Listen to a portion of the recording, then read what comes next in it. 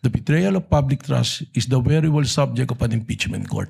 Is it correct to say that you will file another impeachment case against VP Sara?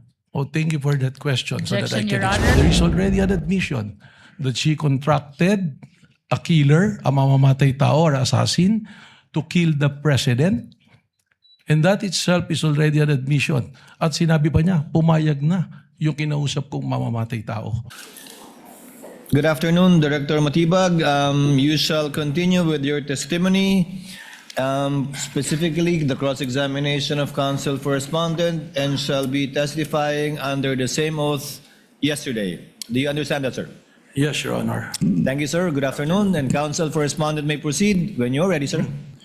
Your Honor, considering the interpellations yesterday by the senator judges and to give time also for more interpellations today, if any, we'll just go over several cross points, Your Honor. You may proceed, sir.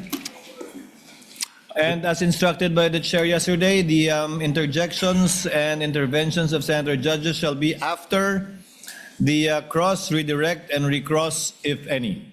You may proceed, sir. Good afternoon again, Director Matibag. Good afternoon, sir. So, Director Matibag, in relation to Article 4 of this Articles of Impeachment, you were likewise subpoenaed by the House Committee on Justice to attend its mini-trial, correct? Yes, sir. Was it a subpoena Objection, Your Honor. as an answered, Your Honor? Asked and answered. Was it a subpoena ad testificandum or duces tecum or both? I recall that this is a subpoena duces tecum in ad testificandum. And you appeared on various dates, but you appeared on April 29, 2026, correct? April 29, yes, sir. All right. Now, you issued Administrative Order number 11 on April 16, 2026, correct? Yes, sir.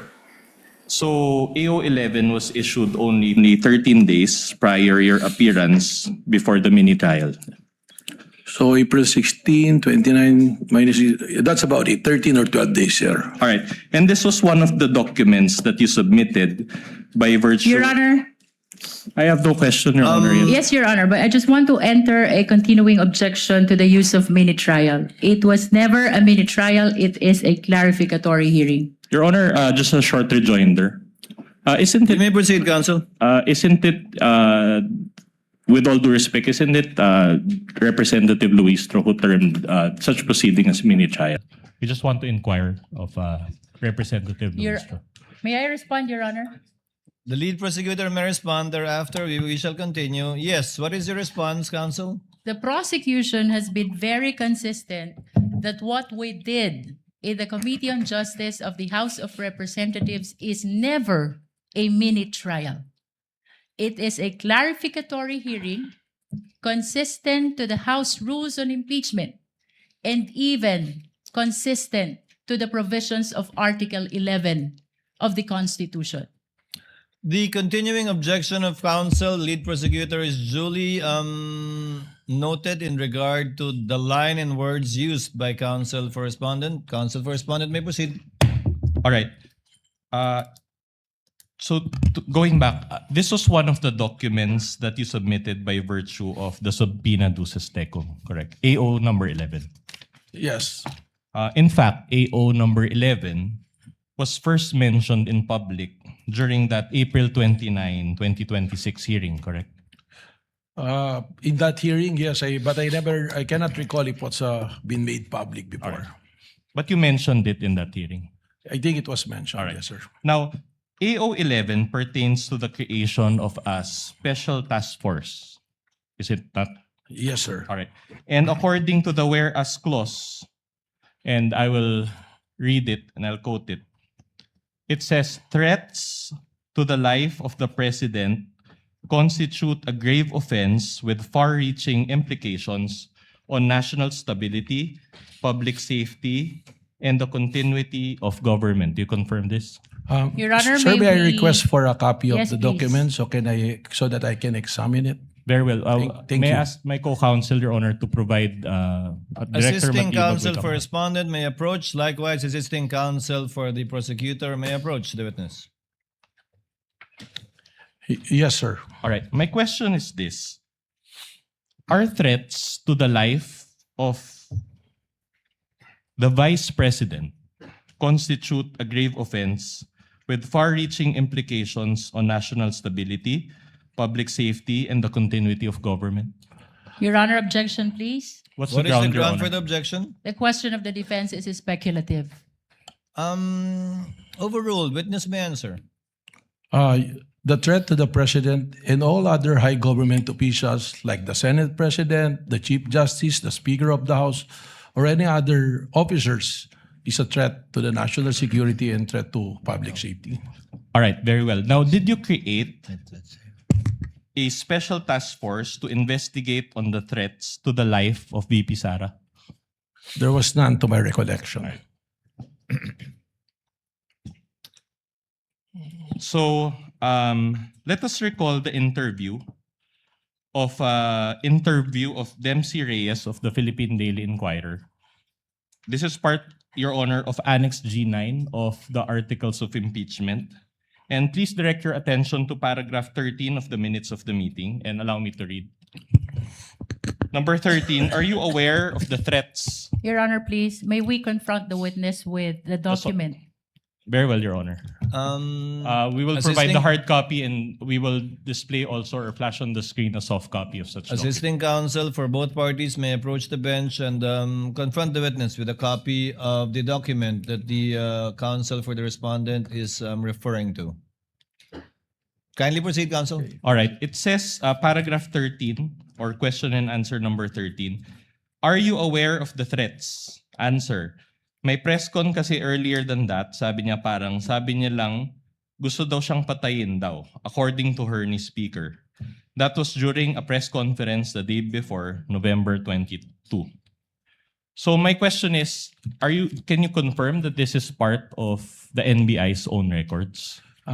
It reflected on the investigation report, so I presume it is. All right. So this is information regarding the threats to the life of VP Sara, is it not? Nakalagay po doon, may threat daw po. Alright. Tama po.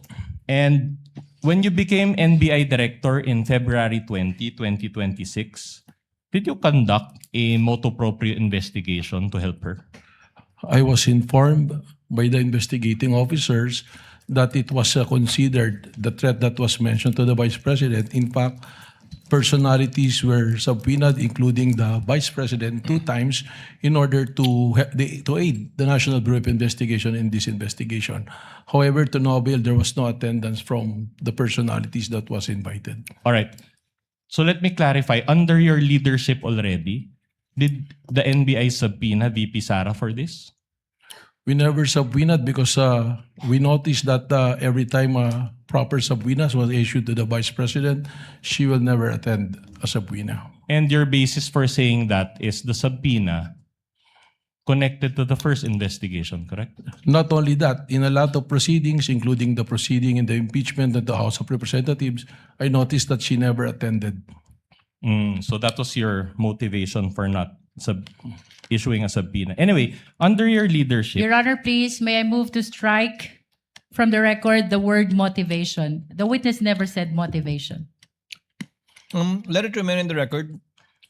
Witness may, counsel may proceed. all right, so under your leadership, did the NBI subpoena former Speaker Martin? Wala pa po. Wala. But do you intend to issue a subpoena against him?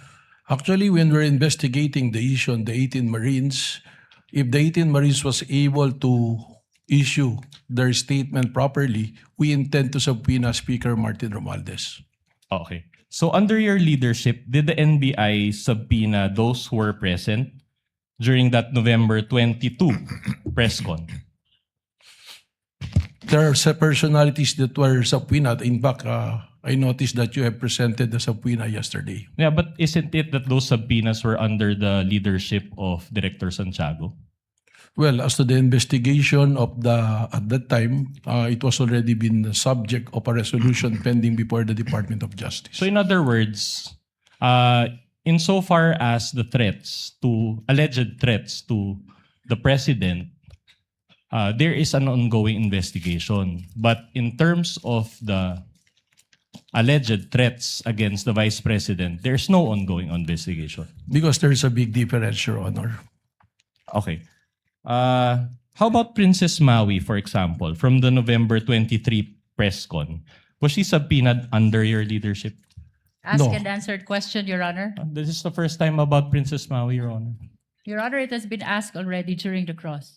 No, the ground is correct. Asked and answered, meaning the witness already answered, no, he did not. All right. Counsel may proceed.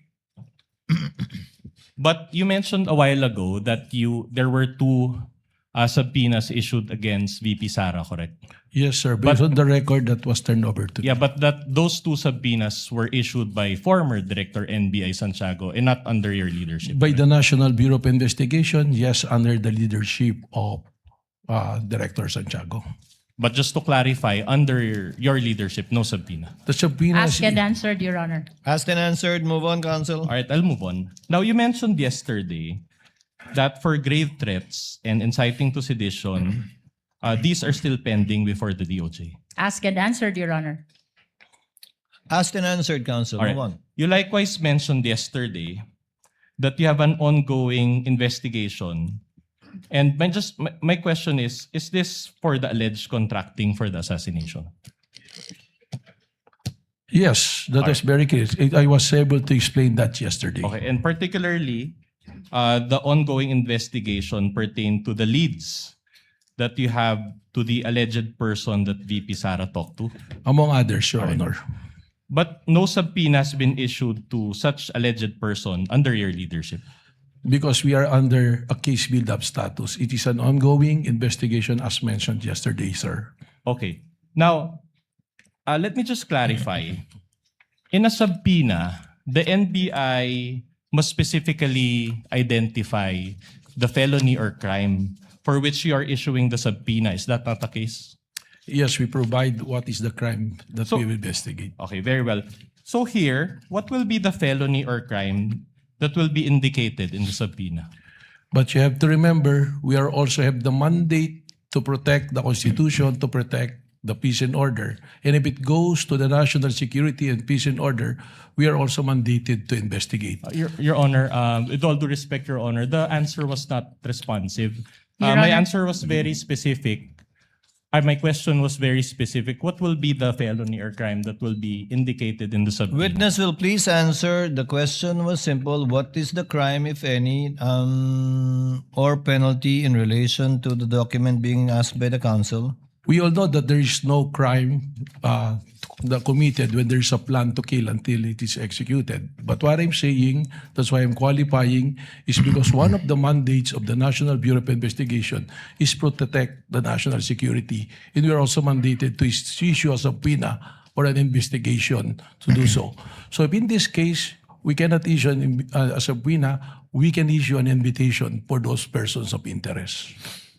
So no, you cannot issue a subpoena, but just an invitation. In other words, this is not under the jurisdiction of the NBI, correct? It is within the power of the NBI to protect the national interest and the national security. And as mentioned, there is a continuing threat to the President and under Section G, Section 5 of the Republic Act 10867, it is one of the primary duty of the NBI to protect the security of the President. All right. Yesterday, you also mentioned betrayal of public trust, correct? That is correct. Can that be indicated in the subpoena when you issue it against this alleged person? It can be or it can be not. But why will we put the subject betrayal of public trust if the person being subpoena is not being tried for betrayal of public trust? What if it's against the Vice President? Just to clarify, can the subpoena indicate betrayal of public trust? We cannot put that because that is not a subject of a case under the revised penal code or a crime. The betrayal of public trust is the variable subject of an impeachment court. All right.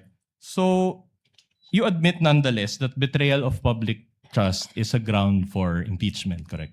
That is correct. I think it's in the Constitution. All right. And are you saying that once you reach your findings, because we're all waiting for that, you will is it correct to say that you will file another impeachment case against VP Sara? Oh, thank you for that question. So that I Objection, can Your explain. Honor. That is speculative. I think the witness is competent enough, and in fact, thank the counsel for his question. I'm interested to hear what the witness will also answer. Thank you, Mr. Presiding Officer. The betrayal of public trust as the issue in the impeachment court, we don't need to investigate even if we pinpointed the person contracted. Because the point being is, the betrayal of public trust was already been consummated when she publicly admitted, there is already an admission that she contracted a killer, a mamamatay tao or assassin, to kill the president. And that itself is already an admission. At sinabi pa niya, pumayag na yung kinausap kong mamamatay tao. That constitutes betrayal of public trust. Why? Because the oath of office of the president, sabi niya, she will execute the law and do justice to every man. So, pag nagbalak kang pumatay at ginawa mo yan, that is no justice to every man. It's not execute the law. Execute the president yung gusto mong gawin dyan. Your Honor, with all due respect, Your Honor, I know that NBI Director took pains in explaining his answer, but his answer already contains conclusions of fact and law. And may we ask Your Honor? May I respond, Your Honor? I'm not yet done. In keeping, Your Honor, with this court's ruling last week, may we ask Your Honor that it be stricken off the record, Your Honor? My answer was pretty simple.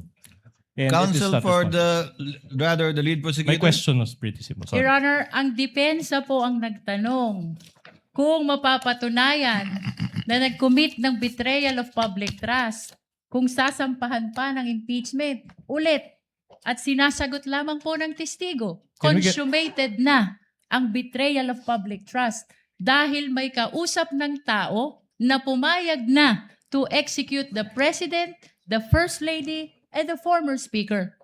That's precisely the ground for our motion, Your Honor. Can we get the ruling, Your The Honor? motion to strike off is denied. Let the answer of the witness remain in the records. That was his answer, counsel. However, interpretative it may seem with respect to the law, since the witness was qualified yesterday as not only being the NBI director, but also engaged in the legal profession for decades and is in fact a former law dean. Let that remain in the records for the consideration of the senator judges. You may proceed, counsel. All right. My question is this. Are you conducting your ongoing investigation to substantiate this current impeachment case? Again, sinabi ko na po, kung ang pagbabasihan is betrayal of public trust, nandoon na po. Bakit po namin hinahanap No, a yung simple- kinausap na papatay? With all due respect, Detector, simple yes or no will do. Hindi po, dahil sinabi ko na Alright. nga, Can you rephrase your question, counsel? So are you conducting the ongoing investigation to substantiate this current impeachment case? no need to substantiate because it's already been established. All right.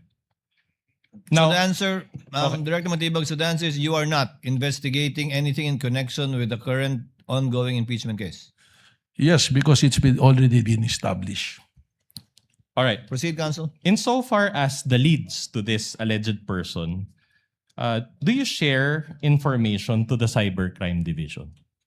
Kasama po ang Cybercrime Division sa aming pong committee. Kaya kung ano po yung mga findings na nandoon, kasama po sila kung sila po ang pumunta. Subalit, kung ito po ay meron pong level of security na hindi naman kailangang malaman ng Cybercrime Division, hindi po namin ito ibinabahagi sa kanila.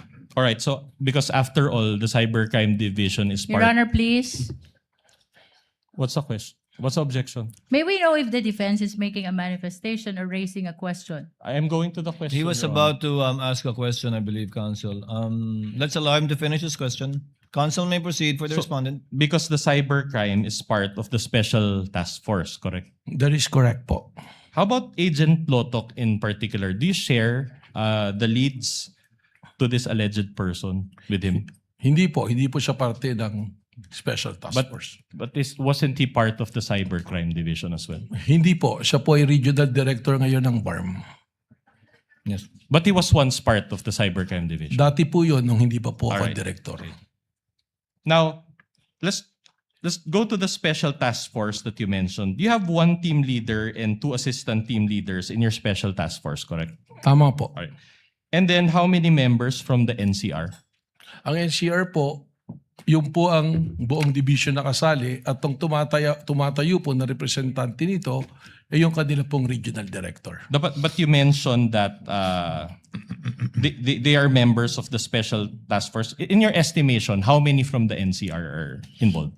Ang NCR po, we give the freedom to the regional director kung ano pong aksyon ang kailangan niya aksyonan at ano pong team ang kanyang bubuin for purposes of doing a particular investigation in relation to the said task force. po. Your Honor, maybe respectfully again, ask that the court give a directive to Director Matibag to give a more responsive answer. My question is, how many? So he can May I comment, Your estimate Honor? a number. Counsel for the respondent, the question was how many? And the answer of the good director was it depends, and it would depend on the NCR regional director how many he would assign.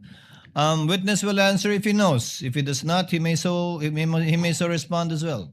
Mr. Presiding Officer, sir, the thing is, depende nga po kung ano po yung magiging operation or surveillance na gagawin, we give independence and autonomy po do sa regional director kung sino po at ilan ang i-assign. That's why ang composition po ng Special Task Force ay binubuo po ng 3 na individual at 5 pong divisions po namin. Dahil nga ang rason po nito ay piniliwanag ko po kahapon, masyado pong malawak yung nagiging banta na it already transcends to an issue of national security po. Okay, so you cannot give a number. Your Honor, Kasi that's depende nga po Depende. sa It depends. So sa no kung definite. anong operations Let po. the presiding officer ask a clarificatory question. Hindi naman po mutually exclusive yung naka-assign na ahente po ninyo sa isang kaso lang, di ba? Tama po, Your Honor. So yung national, yung director nyo ng NCR, kung ilan mang ahente ang nasa ilalim niya, posibleng 5, 10, 20, 30 iba't ibang kaso ang tinitingnan nila. Tama po. At kung ano man yung kaso may mainit o mainit na dapat panghawakan o malapit nang makuha o mas maraming taong kailangan, lalagyan niya ng tao, tatanggalan din niya, depende kung saan kailangan. Yes, Your Honor. Tama po. So is it correct to state that at any one time, that number will change? Tama po. Eksakto po. You may proceed, counsel. All right, so that's for the NCR. Is it the same case for the Cybercrime Division or the CCD? Sa lahat po ng units na nandoon, parehas po yung ating pong protocol na ginagawa. But just to clarify, I'll go through it one by one. So it's the same for the Organized Transnational Crime Division. Ganon din po. All right. For the Technical Intelligence Division. Tama po sapagkat standard po yung All right. procedure namin. For the Digital Forensic Laboratory or DFL. Tama rin po. All right. Now, are these members of this special task force given additional salary for their work for the special task force? I think that is not allowed po under the law. Baka po bumagsak kami sa audit niyan or sa DBM po. So they're basically working with the special task force for free? Hindi po libre. Empleyado po sila. Mayroon po silang sweldo. At parte po ng trabaho nila yung ginagawa So po in other nila. words, that's already part of their main job description. I think that's how the government system work po, respectfully. All right. Now, yesterday, you brought confidential records regarding your leads, correct? Tama po. Did you bring those records again today? Nandirito po. Nandun. Sa aking bayong po. And are these records from the special task force? Iba-iba po. Halo-halo na po. Halo-halo na. All right. And you mentioned that you cannot share these records to the public. Is that the case? Tama po. Binanggit ko po kahapon. All right. Now, if the Honorable Court issues a subpoena, will you comply? Pag-aaralan po natin kung naaayon sa batas ay beti nating ipagbigay alam po sa impeachment court na ito. All right. Don't you believe that ang katotohanan ay hindi confidential? Meron po tayong proseso na sinusunod. Kung ito man ay totoo at ito'y magbabiolate po sa batas, baka hindi po natin dapat itong gawin. Dapat hindi payagan, no? Hindi po hindi dapat payagan. I think sa linya po ng inyong Objection, Your katanungan. Honor. The question is already argumentative. I'll just move on to a new point. Anyway, during the time of Director Santiago, and let me lay the basis, no? Around 15 months, they didn't identify the alleged person that VP Sara talked to. And based on your testimony yesterday, it will take 3 to 6 months even more for this special task force to come up with definite findings as to the identity of this alleged person, correct? Sinabi ko po 3 to 6 months, hindi po even more. Okay, we'll just check the transcript for that. But at any rate, will this task force continue to exist and operate until you finally identify this alleged person, or does it have a time limit? Kailangan po aming matagpuan yung pong taong binanggit na kinausap po. So as long as you cannot provide a concrete output, the special task force will continue to exist. Asked and answered, Your Honor. Asked and answered. Move on, Counsel. All right. By the way, does NBI have intelligence funds? Wala po, sir. All right. Now, you also mentioned about the Rage Coalition event yesterday in Club Filipino on April 12, 2026, correct? Tama po. All right. Now, this was already around 14 months from VP Sara's press con, correct? Tama po. Now, my question to you is this. Was VP Sara present in that April 12, 2026 event? Wala po siya, sir. All right, no. Now, you mentioned also the concept of kinetic force. Can you recall? Yes, sir. All right. Now, my question to you is this. Despite the lapse of 14 months and the absence of VP Sara in that event, you still concluded that this event was still part of what you call kinetic force. Is that the case? Tama po. All right. And based on your findings, this kinetic force came from VP Sara's November 23, 2024 press con, correct? Hindi lamang po yun. Ang sinabi ko po ay may pagkakaugnay sapagkat yung pong statement na I want to cut his head, gusto kong kunin ang ulo niya. At ang sinabi din po ni Mayor Baste, isang ulo lang ang kailangan namin, ang ulo ni Pangulong Bongbong Marcos. All right. So, you mentioned also that there was a participant in a PBBM rally that shouted, "Barilin na yan." When did this happen, if you can recall? Hindi po ito rally, meron pong event, ang okay. atin pong Pangulo sa Nueva Ecija, naka-live broadcast po ito sa RTBN at meron pong nag-komento bigla na sinabi, barilin na yan. Can you recall the date of that event? You said event. Hindi ko po ma-recall yung exactong date pero nandito rin po sa All right. report sa amin yan. But is this also part of the kinetic force that you mentioned? Lumalabas po sa amin pong pag-aaral. How about yung nangyari kay Undersecretary Claire Castro in Canada? Is this also part of the kinetic force? Irrelevant, Your Honor. Your Honor, I'm trying to lay the basis, Your Honor. Witness may answer.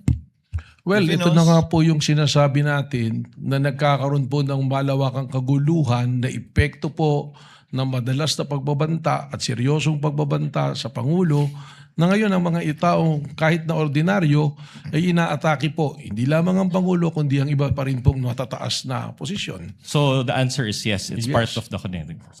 So in other words, this kinetic force can reach foreign countries. Lumalabas po na gano'n. Okay. Dahil marami po tayong Pilipino na nandoon na napapanood po That's sa social okay, media. Director. Now, how about the flood control rallies? Is this part of the kinetic force? Yung flood control rally na, aling po flood control rally? To be Any flood specific. control rally? Probably, Is it part- baka po kung maaari lang po sir, ibigyan nyo ko ng specific para po mas may paliwanag ko po. I'll just move on. So any dissent against the government must be attributed to this kinetic force. Is that what you're saying? Speculative, Your Honor. Witness may answer if he knows. Depende po kung anong event. Kaya nga po ang ginagawa po ng NBI ay atin pong sinusuri lahat ng pangyayari. Kahapon po inilatag namin yung 5 batayan namin para po magkaroon tayo ng malinaw na threat assessment sa lahat po ng pangyayari. All right. Now, isn't it that Mayor Baste, that participant in that PBBM event, the rallies in Canada, and the flood control rallies, don't they have a mind of their own? Your Honor, we are objecting on the Your ground Honor. of vague. Kindly clarify the question. Your Honor, the Kindly, witnesses... kindly reform, counsel. I also did not quite get the question. Kindly reform, counsel. So are you saying that these people that I mentioned, they cannot act independently and are compelled by the kinetic force that you mentioned? That is Sino pong speculative, mga Your tao? Honor. Mayor Baste, the participant in the PBBM rally, the rallies in Canada, and the flood control rallies. Una po, there's no PBBM rally. No, sorry, PBBM event. Sorry, I stand PBBM corrected. event, yung sa Canada. Tsaka, yun nga po, alin po bang flood control? Babalik ko lang po doon, pasensya na po sir, para po mas makontextualize po nating mabuti. Yes, Your Honor, please. May we request I think the clarification question- from the defense? I think the question, Director Matibag, is produkto po ba nung binabanggit yung kinetic energy kahapon yung mga pagkilos laban sa administrasyon at individual na mga miyembro ng administrasyon? Respectfully, Your Honor, sapagkat marami pong may pagkilos po na iba-ibang grupo. So na nakikita posibleng po hindi. natin. May pagkilos na hindi, may pagkilos na Tama oo. po. Kaya we have to qualify, we have to treat each event independently and apply the 5-factor test that we are being applying po sa mga pangyayari po. So hindi porkit laban sa o tutol sa gobyerno o sa partikular na opisyal ng gobyerno ay ito na yung binabanggit yung kinetic kahapon. Tama po, Your Honor. Counsel may proceed. All right, my question is this. Is this kinetic force still active today or has it stopped? Malinaw po, may mga pangyayari pa rin po. And should we really stop this kinetic force or just allow it until 2028? Hindi ko po, pakiulit po. Anyway, I'll withdraw that question. Just move on to a different question. Is this kinetic force a legal concept? Ito po ay konteksto sa aming base sa aming investigasyon. Again, ibabalik ko po ron sa aming 5 naging patayan na ginagamit din po ng ibang jurisdiction para makapag-establish po ng isang threat para sa isang national threat assessment. Again, just a manifestation that it's not responsive, but I'll just move on to a different point. Your Honor, please. What is the pleasure of the lead counsel? The defense is making a side comment to the answer of the witness. Can we please remind him to avoid making side comment as previously invoked by the impeachment court? Then Your I Honor? will raise another motion, Your Honor, that the witness's answer is not responsive. Counsels, let this not be a debate between and amongst the two parties. Let the witness answer and give his testimony. Counsel, you may proceed. All right. Was the Rage Coalition event a political rally? Palagay ko po, sapagkat ang nandoon po ng mga political party po ng PDP laban at yung pong reforma na pinamumunuan po ng dating Speaker Bebot Alvarez. All right. And as a lawyer and as a former dean ba, director or current dean?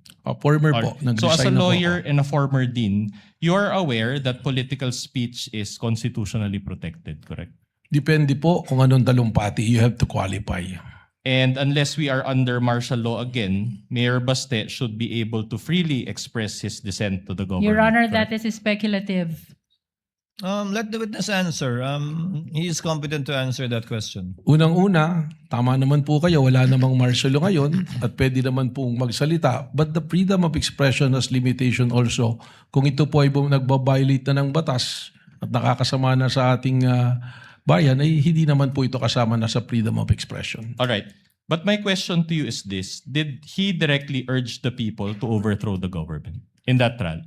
Ang sinabi po niya, base sa aking testimonya, ay isang ulo lang ang gusto namin, ang ulo ni Bongbong Marcos. At kung matatandaan po ninyo, ay correlated it dun sa mga dati pang mga pangyayari. Hindi lang po yung event at sinabi na yun ang aming nagbasehan base sa aming pamantayan po sa pag-assess po ng banta o ng threat po. But that was your own interpretation of what That is not only my interpretation, but is the interpretation of the new National Bureau of Investigation based on the standards that we follow, consistent to the standards All that right. we are following. Is it your interpretation that those also demonstrate destabilization efforts? Please repeat, pakiulit po, Is it sir. also the NBI's interpretation that those remarks constitute destabilization? Argumentative, Your Honor. No, if the witness can If he answer. knows, Ano pong particular na sinabi? That speech by Mayor Baste in general. Yung pong kanyang sinabi na ang ulo lamang ni Bongbong Marcos ang kailangan namin, at sabi ko nga, in correlation to the other events, applying the 5-factor standards that we have been using, which is recognized by other jurisdiction, dun po kami nagkaroon po ng conclusion. Sorry, Director, I didn't quite get your answer. So, are you saying that that's destabilization or no destabilization? Misleading, Your Honor. No, the director hasn't answered yet. He cited the basis, but cut short of answering the question. So is it based on the 5 pillars of your investigation, Director? Well, dun po yan, based on the 5 pillars na natin po, lumalabas po ng isa dun sa elemento ng 5 pillars, it comply po. So, Sumasagot po doon. So meron. At Director. hindi po destabilisasyon, kundi banta po sa kaligtasan ng Pangulo na naging banta na rin po sa pambansang seguridad po. So you're admitting that there was no destabilization? Argumentative, Your Honor. No, it's connected to the question, Your Honor. Previous Counsel, the question. witness has answered for the appreciation of the senator judges. You may proceed to a similar question or move on to another topic. Yeah, I'll proceed with a similar question. Director, I am showing you a news article. This is Exhibit D-4-66 entitled, and I quote, Palace dismisses the stab rumors versus Marcos admin. So it was published quite recently, May 12, 2026. And for the sake of time, I will just read the first line thereof. Assisting counsel for the parties may approach. It says here, and I quote, Malacanang on Tuesday said it has not received any information about supposed destabilization efforts against President Ferdinand Bongbong Marcos Jr. My question to you is this. Claire Castro speaks on behalf of PBBM, correct? Being the spokesperson, tama po, sir. And based on her statement in this news article, there has been no destabilization efforts against PBBM, at least as of this date. Correct. Well, baka po dapat tingnan natin yung buong konteksto because under a security cluster, may pinag-uusapan po dyan. Maaaring ang tinitingnan niya na walang destabilization, there is no destabilization from the rank of men in uniforms. So hindi po natin masasabi na yun na yung kabuuan talaga. All right. I'm showing you another recent article, Exhibit D-4-67. This article is June 12, 2026. So again, quite recent.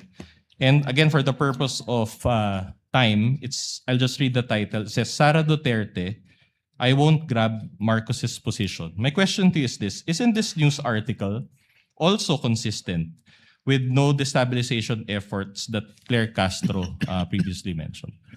Base po sa aking binabasa, baka mas maganda po si Vice President Sara Duterte makasagot dito because she's speaking of a state of mind. Sa isip po niya yan eh. But if you know, you Your cannot. Honor, may I comment?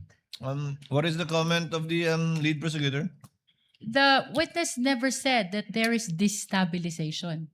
As a matter of fact, what he said during the earlier question is threat to the life of the president amounts to threat to national security. Now he is being asked about these pictures concerning the stab. This is misleading, Your Honor. Asked and answered. The observation of the lead prosecutor is noted. It is not an objection, counsel. Proceed, counsel Alright. for respondent. Now, yesterday, you identified an unsigned and unnotarized document which allegedly pertains to an affidavit of Arturo Las Cañas. Correct? Yes, sir. All right. Now, if you know, is this the same Las Cañas who appeared before the Senate in 2016 and 2017? Yes, sir. Okay. So, in fact, this is the same Las Cañas who was charged by the Senate panel led by then Senator and still Senator Panfilo Lacson with a recommendation for perjury. Is he not? Hindi ko po nabalitaan yung kung sinarge siya ng perjury. But if it's on record, then the answer will be yes. All right. Well, he was, or maybe we can confirm it later with Senator Judge Lacson. But, and this perjury was committed during a Senate committee hearing, if you know only. Well, siguro po doon natin na lang ilagay doon sa affidavit po na nabasa ko. No, the May I only comment, question Your is Honor? the May I perjury, if you know only, that the perjury that was recommended for charging Your Las Honor? Cañas. I have no personal I'm not yet done, knowledge. Your Honor. I think, Your Honor, the witness is incompetent to answer that If question. he knows, Counsel, I asked think the Your Honor. witness already said that he's not aware of it, but that if it is on the record, then most likely it is true. That was the response of the witness earlier. All right, I'll just move on to a new point. Now, allow me to read a statement of Senator Lacson, and then I'll ask questions thereafter. May we request, Your Honor, that the witness be confronted with a document if I think the defense is reading from a document? Yes, Your Honor. We will The provide the hard guidance of the copy. witness, Your Honor. We will provide the hard copy, and then we'll also show the soft copy on the screen, Your Honor. Assisting counsel is authorized to approach All right. I will read. from both parties. I will read and I quote Senator Lacson. Ang may papayo ko lamang kay SPO3 Las Cañas, kung ang layunin ng inyong quote-unquote extrajudicial confession ay mapanagot sa ilalim ng batas si Pangulong Rodrigo Duterte at iba pang personalidad, marapat lamang na maliban sa inyong salaysay, may maipakita ka pang bukod at ibang ebidensya. Kung wala, ay maaaring masayang lamang ang oras ng mga tao dito dahil baka walang kahihinatnan ang isinasagawa nating pagdinig sa araw na ito laban sa sino mang mga taong idinadawit mo. Are you aware of this statement by Senator Lacson against Las Cañas? Ngayon po, nabasa po. You're aware nabasa ko now. po. All right. At any rate, you mentioned yesterday that you did an open source investigation to obtain the Las Cañas document, correct? That is correct po, sir. But to be candid, was it just Google search? Hindi po. Are you at liberty to disclose what method you used in that open source investigation? We were provided, dito po nagsimula yan, we got hold of a copy of the affidavit of Arturo Las Cañas. With the permission of counsel for the respondent, the chair will allow the intervention of Senator Judge Lacson given that his name was mentioned, in fact, not only alluded to but mentioned by counsel for respondent. Senator Lacson is recognized to give a manifestation. Thank you for allowing me to interject. Maski hindi naayos sa una yung pahayag kanina. Kasi ang worry ko, pag inupuraw ako doon, interpolate ako ni Senator Lapid. So, having said that, anyway, levity aside, Mr. Presiding Officer, basahin ko lang yung portion ng committee report kasi I chaired the Committee on Public Order when we investigated the EJK. And indeed, I will confirm that Arturo Las Cañas retracted and changed his testimony. No? After several hearings, nag-retract siya. But hindi po ako nag-file ng perjury. Gusto ko lang i-correct yun. Ang recommendation po sa Roman numeral number 6, recommendations, part po ito ng committee report. Ano? In view of the foregoing, the committee recommends the following. 1, amendment of the revised penal code to increase the penalty for the crime of perjury. Yun po yung context na dahil committee report ito, nagre-recommend ako na i-amend yung revised penal code, particularly sa crimen ng perjury. Pero gusto ko lang i-correct na hindi ako nag-file ng perjury. Thank you. The manifestation is noted. Counsel for the respondent may proceed.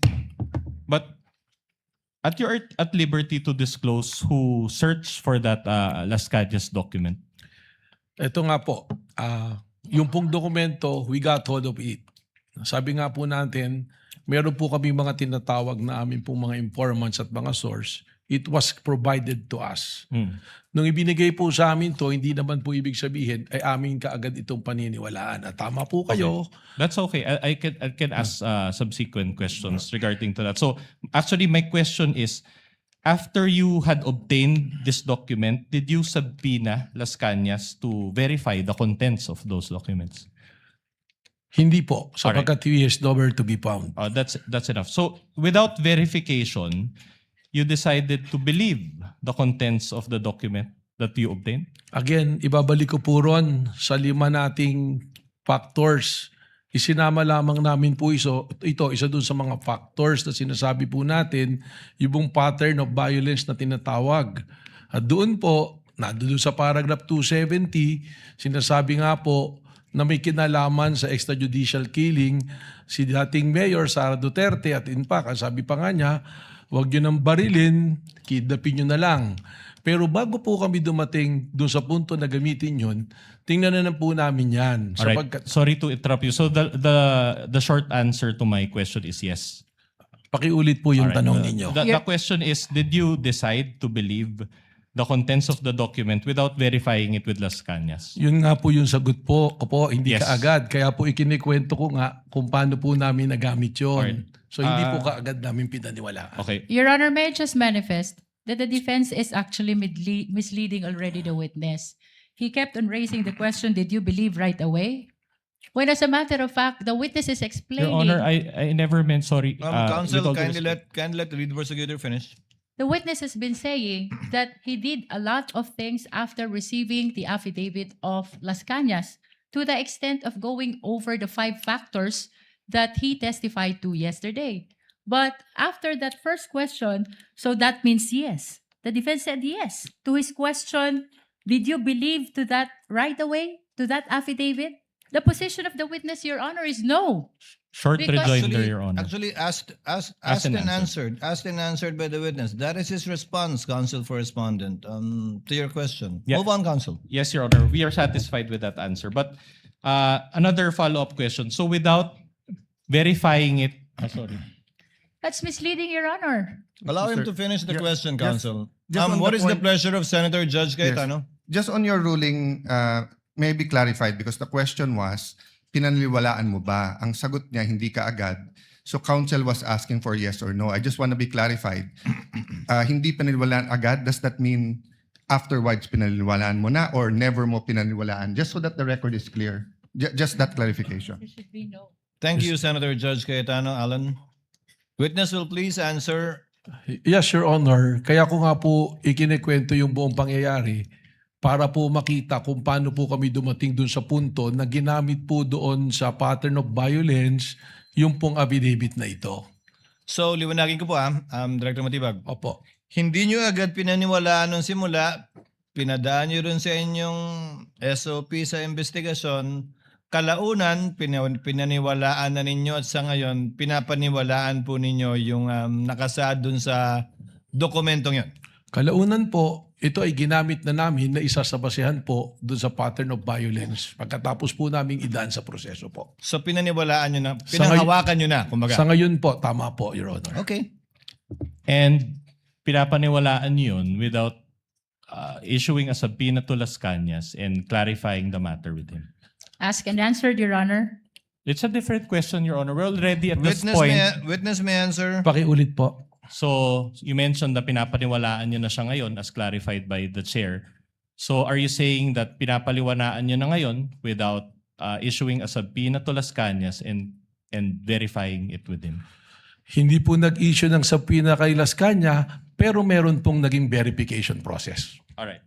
But not with Las Cañas, who is the author of that document. As and answered po, Your Honor. The presiding officer would like to remind the witness to kindly avoid making a ruling for and behalf of the presiding officer. Pasensya na po, Your Honor. But the gentleman would have been correct. The presiding officer would have said the same thing. Thank you for saving me the trouble. But try to avoid that, Director Matibag. Sorry po, Your Honor. Alright. Thank you. Thank Counsel you. may proceed. Alright. Director Matibag, yesterday I identified 2 videos and you related it with the alleged pattern of behavior of VP Sara, correct? The first video that you showed, I think, involved the sheriff. Tama po. Alright. But that incident, will you confirm that that incident took place on July 1, 2011? Yes, long time ago po. So around 15 years ago. Tama po. And did you still find it relevant to use that video? Under po dun sa 5 factors namin, ang tinitingnan po natin sa pattern of violence is the historical behavior. Alright. Kasama po yun. With the permission of counsel for respondent, what is the pleasure of Senator Judge Ontiveros? If I may, Mr. Presiding Officer, before the defense moves on to a next question, just to ask a follow-up question of the previous topic. On this matter? On the matter of the Las Cañas affidavit, Mr. The Presiding lady Officer. may proceed with that question on Las Cañas only. Salamat po, Mr. Presiding Officer. Follow-up question, Mr. Witness. According to your testimony yesterday, you reviewed Arturo Las Cañas' affidavit as part of the larger investigation concerning the Vice President's capacity to carry out the alleged threat. Sa pagkakaalam po ninyo, Director, at batay din sa larger investigation na iyon, sinagot po ba ng Vice Presidente sa anumang paraan yung mga alegasyon sa affidavit na yon ni Las Cañas? Your Honor, marami po kasi kaming, yun nga po yung gusto kong ipaliwanag, marami po kasi kaming mga i-consider na tinatawag natin po na open source intel. Yan na po yung mga news, mga report. At nung tinitingnan po namin yan, si Arturo Las Cañas, meron pa po siyang lumabas na balita noon nung isinumite niya itong affidavit na to sa ICC. At maalala ko po, meron din po lumabas sa balita na mismong si Vice President Sara Duterte, parang sinasabi po niya roon na hindi ko kailangan ng DDS para gumawa ng kayang gawin ng DDS. Something to that effect po. Na-consider po namin lahat po yan. Sa sinabi di umano ni Vice President, sinabi niya hindi niya kailangan ang DDS para gawin ang Yung kayang gawin ng DDS. Something ng like that po. DDS. Opo. Hindi ko po eksaktong ma-recall yung phrase na pagkakasabi po. Salamat, Mr. Witness. I may return to that point later. The lady today, may do Mr. so after Presiding Officer. the Salamat po. cross, redirect, and recross. When she avails for time, counsel for respondent may proceed. All right, let's go back to the sheriff incident. I'm glad you mentioned history or historical background. Are you aware that that sheriff incident pertains to relief operations that were being conducted by the vice president, then mayor at that time, or vice mayor? Ang pagkakaalam ko po doon sa balita na yon, itong sheriff na to is trying to enforce a valid order from a legitimate court, demolition order po ito, na ayaw ipatuloy po ng then mayor and now vice president. So, Alright. I might not be aware of a relief operation. Baka po paliwanag po sa akin. Are you aware? I'll just ask you if you're aware. Are you aware that it involved a flash flood?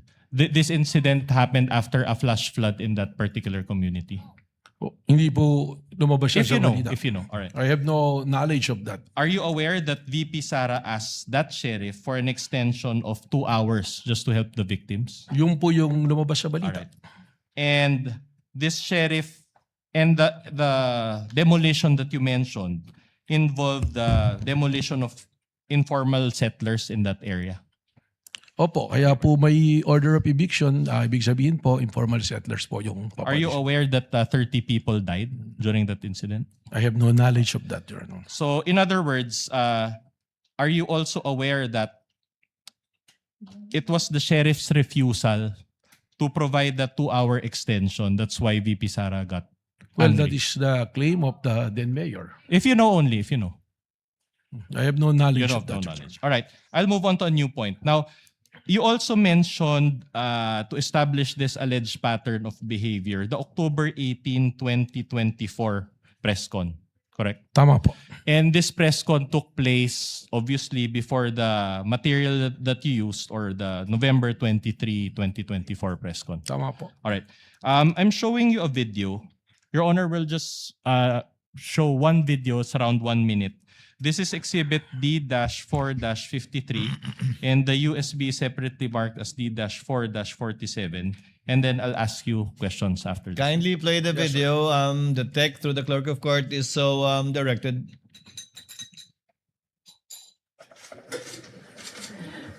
Inulit ng bata, louder this time. Mr. President, can I have your watch as a graduation gift? Nasagot niya. Why? Why will I give you my watch? At that point, may sakit na ako. Wasn't feeling very well. Nandun lang ako, nakakatayo ako dun kasi may gamot ako. Gusto ko, ang galing yung ulo niya ba?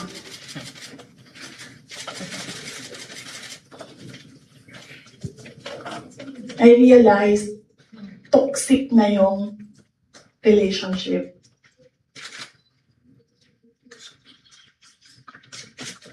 And it did not help na itong dalawang katabi ko, tumawa pa. Pinagtawanan pa nila yung bata. And I saw the humiliation sa face ng bata. I wanted to help him. Gusto ko sabihin sa kanya, itong relo ko na lang, relo ito ng Vice President, ito relo ng Presidente, pero I hope this will do. And then I realized na baka mas lalong mapahiya yung bata if I do that. So I just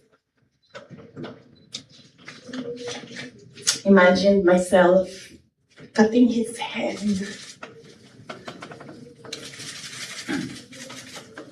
Gusto ko ganun din ang All right. So is this the First of all, did you watch this whole video, Director Matibag? I've watched not the entirety of the video. Not the entirety, Yeah. because it's a long video. It's That's correct. almost 2 hours. But my question to you is this: is this the video where you based your finding that VP Sara said, gusto kong tanggalin ang ulo niya, imagine cutting his head off? Is this the one? Yun po. Alright. Yun po yung video na yan. And will you agree with, wasn't this press con heard by the general public? Opo. And didn't VP Sara say her statements in jest? Well, It's speculative, Your Honor. Honor, the witness is smart enough and competent enough to answer. Nevertheless, Your Honor. Witness may answer. well, again, I will say I cannot go into the state of mind of the Vice President, and precisely the reason why do sa pattern of violence, kasama po talaga yan yung pag i-consider natin. I understand her disgust doon sa nangyari, but probably pag pinagsama-sama po yung aming pong investigasyon, mga aming napanood, kasama po yan, doon po namin na-establish yung isa doon sa 5 factors na pattern of Yeah, violence. I understand what you're saying, but my question to you is, didn't you take VP Sara's statement out of context? Mahirap po para sa aming law enforcement na yung ganyang mga statement ay amin pong babaliwaliin. Katunayan, alam naman po natin, kahit nga biro, halimbawa po, yung bomb joke nga po sa aeroplano, hinuhuli natin. It's a different thing if you're doing a bomb joke dyan sa aeroplano tsaka sa open field na kayo lang. So, Alright. sa amin po sa law enforcement, we have to give credence to that and i-process po namin. So at any rate, you consider this portion of VP Sara's statement to be grave and serious, to be a grave and serious threat based on the standards that you mentioned yesterday. Hindi po yun ang sinabi ko. Ang sinabi ko po, kasama siya doon sa i-consider na marami pong factors para ma-establish po ang pattern of violence. Isn't that kind of a stretch? It's argumentative, Your Honor. Argumentative. Move on, counsel. Nothing further, Your Honor. Thank you. Salamat po, sir. Redirect. Lead prosecutor. Any redirect? Your Honor, may I request for a 5-minute break?